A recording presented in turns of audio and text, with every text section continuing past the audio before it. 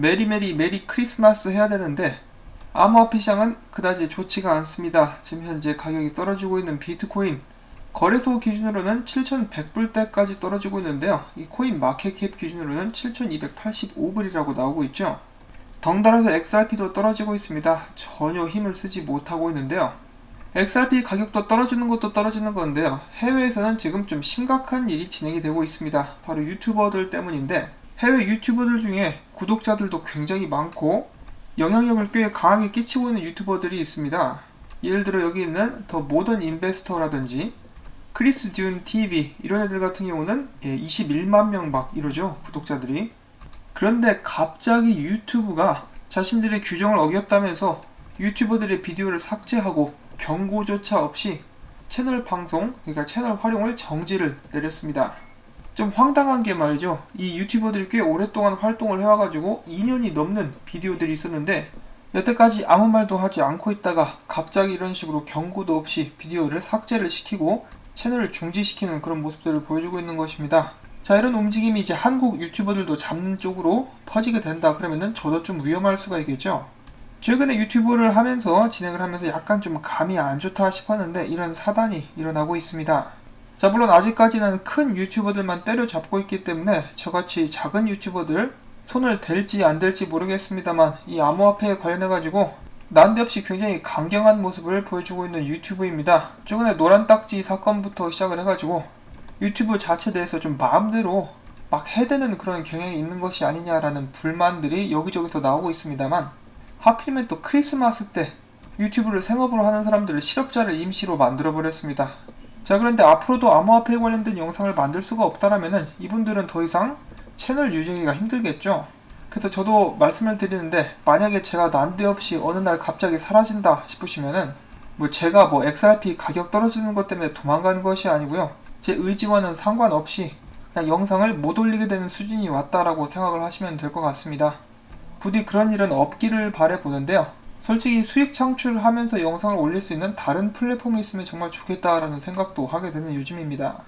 자, 아무튼 이런 부분에 대해서 미리 이제 말씀을 언지를 해드리고요. 오늘 나온 소식들도 짧게 보도록 하겠습니다. 휴일이라 즐겁게 하루를 보내고 계실 텐데 이런 약간 암울한 이야기 전달을 해드려서 저도 송구스럽네요. 그리고 저도 이제 발등에 불이 떨어진 것 같으니까 만일의 사태에 대해서 이제 슬슬 준비를 해야 될 것 같습니다. 자, 아무튼 첫 번째로 전달을 해드릴 소식, 긍정적인 소식이라고 볼 수가 있겠습니다. 사실 얼마 전에 잠깐 나왔던 소식이 확장판이라고 볼 수가 있겠는데요. 미국의 저명한 경제학자 제프리 터커가 XRP는 세상을 바꿀 그런 기술이다라고 이야기를 했습니다. 또한 이어서 그는 XRP는 매우 전망이 밝은 기술로 전통적인 금융 시스템에서 실패한 스위프트보다 발전할 것이다 라고 전망을 했습니다. 그는 미국 경제연구소의 편집위원장이고요. 더욱더 많은 투자자들이 XRP 기술에 관심이 없더라도 이 기술은 세상을 바꿀 잠재력이 있다라고 평가를 했습니다.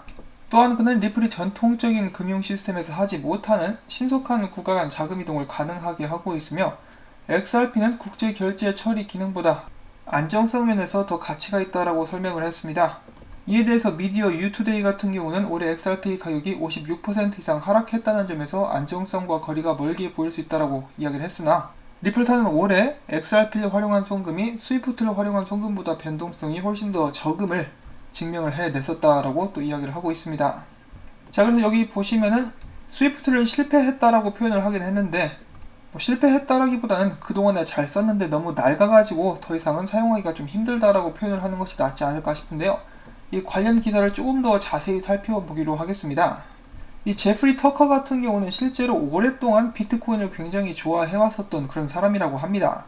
그런데 다른 이 비트코인 찬양론자들과는 달리 이제 XRP도 인정을 해주는 그런 모습인데요. XRP 같은 경우는 이 특정한 목적을 위해서 만들어진 암호화폐다. 바로 송금을 이야기하는 것이겠죠. 그리고 그는 2009년 당시 암호화폐가 처음 등장했을 때 많은 사람들이 이상적으로 기대를 했었던 그런 암호화폐는 아니고 또한 보통의 투자자들은 대개 이런 암호화폐는 관심이 그닥 없다라고 이야기를 합니다. 근데 이런 암호화폐에 관심이 없는 게 아니라 관심은 많이 있는데 가격이 안 오르니까 욕을 먹고 있는 것이죠. 그리고 동시에 한때는 XRP에 관련된 관심이 굉장히 많았었으나 결국은 이제 가격 때문에 점점 그 관심에서 멀어져 가고 있는 것이 현실입니다. 자, 아무튼 이어서 제프리 터커 같은 경우는 굉장히 중요한 발언을 또 주장을 해주게 되는데요. 그는 XRP가 절대로 증권으로 판명이 나서는 안 된다라고 강력하게 이야기합니다. 그는 정책 입안자들에게 새로운 기술에 대해서 익숙해져야 하며 오래된 기준으로 새로운 기술을 평가해서는 안 된다라고 강조를 하는데요. 21세기에 등장한 기술을 과거 20세기의 기준으로 분류하려고 해서는 안 되고, 또한 그렇게 해서는 아무런 의미가 없다. XRP는 증권이 아니다 라고 계속해서 강조를 해줍니다. 이 규제 관계자들은 자신들의 힘을 유지하고 기존의 규제를 유지하기 위해서 이런 식으로 일을 진행하려고 하고 있는데, 미국 내에서 어째서 암호화폐에 관련된 결정들이 이렇게 오래 걸리겠느냐? 왜냐하면 암호화폐들은 전통적인 증권들의 성격의 자산들이 아니기 때문이다. 이 워싱턴의 관료들은 결국 이러한 사실을 받아들여야만 할 것이다 라고 이야기를 합니다. 자, 굉장히 XRP에 대해서 긍정적인 발언을 해주고 있죠. 그런데 여기에서 이 사람이 이야기를 하는 것처럼 XRP가 증권으로 판명나지 않고 상품으로 미국 내에서 판명이 나며 세상을 바꿀 기술로 자리를 잡게 된다면 XRP 가격은 자연스럽게 올라갈 수밖에는 없을 것입니다. 일단 미국 의회에서 암호화폐 분류를 더욱더 정확하게 하려는 움직임을 보여주고 있기 때문에 단계 하나하나씩 밟아 나가야 되겠죠. 하지만 기술 자체는 어디서나 인정을 받고 있다는 것을 다시 한번 확인을 해볼 수가 있었습니다. 자, 그리고 빵형 같은 경우는 싱가포르에서 55회째 열리게 되는 글로벌 포럼 싱가포르 2020 이 행사에 참여하게 될 것인데요. 여기는 이 사람들과 함께 라운드 테이블 금융에 관해서 과거, 현재, 미래에 대해서 토론하는 시간을 갖게 될 것이라고 합니다. 쟁쟁한 사람들이 많이 보여지고 있는데요. 부디 여기서 또 좋은 이야기들 오고 갈 수 있게 되기를 기대를 해봅니다. 자, 그리고 이어서 오늘 준비한 소식들이 좋은 것만 있느냐? 그런 것은 또 아닙니다. 여기 있는 마법의 똥대포. 그동안은 XRP의 상승을 계속해서 예견을 했었는데요. 최근엔 또 이런 분석을 남겨줍니다. XRP가 베어 플래그, 이 하락이 나오게 되는 그런 패턴을 보여주고 있다. 가격이 하락하기 시작하면은 바닥은 15센트 정도. 저는 17센트라면 임마 말을 바꾸고 있어 이 자식이.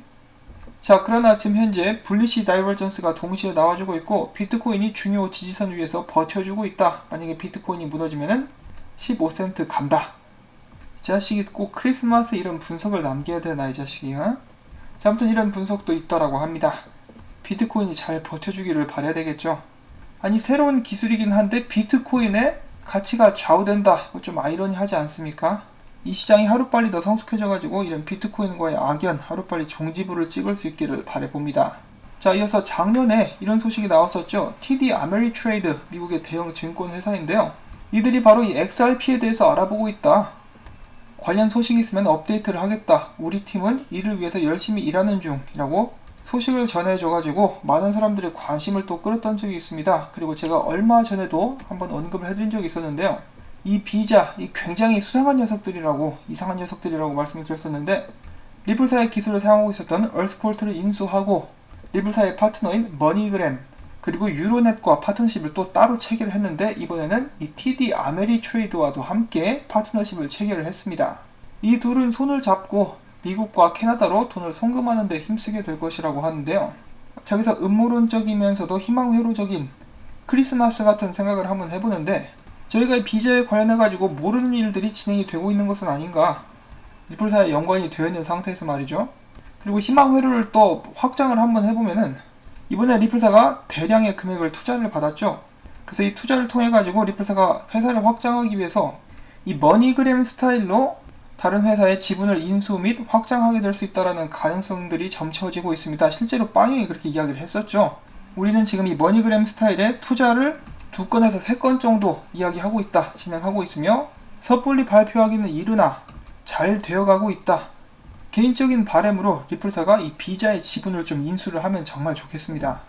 그래서 비자에서 XRP가 사용되게 된다면 그것은 진짜 엄청난 호재가 될 수가 있겠는데, 이건 뭐 산타클로스 할아버지가 와야만 가능할 만한 그런 선물이라고 볼 수가 있겠죠. 관련 소식 나온 김에 좀 과감하게 희망회로를 한번 던져봤습니다. 자, 아무튼 이것은 사실이에요. 리플사의 파트너들과 이제 비자가 계속해서 파트너십을 또 따로 체결을 하고 있다는 거, 이것은 사실입니다. 그리고 앞서서 제가 언급을 해드렸었던 이 리플사가 머니그램 스타일의 투자를 고려하고 있다는 것도 마찬가지로 사실입니다. 자, 그 다음에 미국 워싱턴 저널의 키타오 회장이 실렸습니다. 이 리플사나 XRP에 관련된 직접적인 언급은 없었지만은 그가 계속해서 지속적으로 활동하고 있다는 것을 다시 한번 강조를 해줍니다. 그렇지만 키타오 회장이 리플사와 연관이 있다는 것을 모르는 사람이 더 적겠죠. 많은 사람들이 키타오 회장을 우습게 보는데요. 그렇게 만만한 인물 아닙니다. 동네 쌀집 가게 아저씨 아니에요. 저는 그가 나중에 이제 준비하고 있는 것들이 꽃을 피우게 될 수 있는 시간들이 올 것이라고 기대를 해봅니다. 자, 그 다음에 약간 좀 오래된 소식이긴 한데 누가 올려가지고 잠깐 동안 소개를 해봅니다. 2015년도에 스위프트가 발행한 문서에 따르면은 이제 리플사를 다른 대형 은행들과 함께 언급을 하면서 5년 정도 후에는 무역금융에서 리플사가 특정한 역할을 차지할 수 있게 될 것이다. 어떤 역할을 하게 될 수 있을 것이다 라고 이야기를 했습니다. 5년 후, 내년입니다. 내년에 부디 좋은 소식들 많이 나올 수 있기를 또 기대를 해보고요. 마지막으로는 짤을 하나 준비를 해봤습니다. 이 데이비 슈월츠 다들 아시죠? XRP 레저 개발자이자 리플사의 CTO로 지금 일을 하고 있는데요. 특이한 헤어스타일로 많은 사람들의 관심을 끌게 되는 그런 인물입니다. 이 사람이 젊었을 땐 이랬었습니다. 정확히 이때가 언제였는지는 잘 모르겠는데 지금이랑 굉장히 많이 달라 보이죠. 자, 아무튼 또 재밌는 짤이라고 생각이 돼서 여러분들께 공유를 해드렸고요. 오늘도 도움되실 수 있을 만한 여러가지 정보들을 짧게 한번 모아봤습니다. 이 크리스마스를 보내시면서 즐겁게 들으실 수 있으셨기를 바라고요. 유익하셨다면 크리스마스 선물로 이 광고 시청 여러분들께 부탁을 드립니다. 광고가 마무리될 때까지 영상을 켜놓으시고 캐롤에 맞춰서 춤을 한번 추시면은 정말 저에게 큰 도움이 될 것 같습니다. 다시 한번 여러분들께 항상 감사의 말씀 전해드리면서 전 다음에 인사드리도록 하겠습니다. 안녕히 계십시오.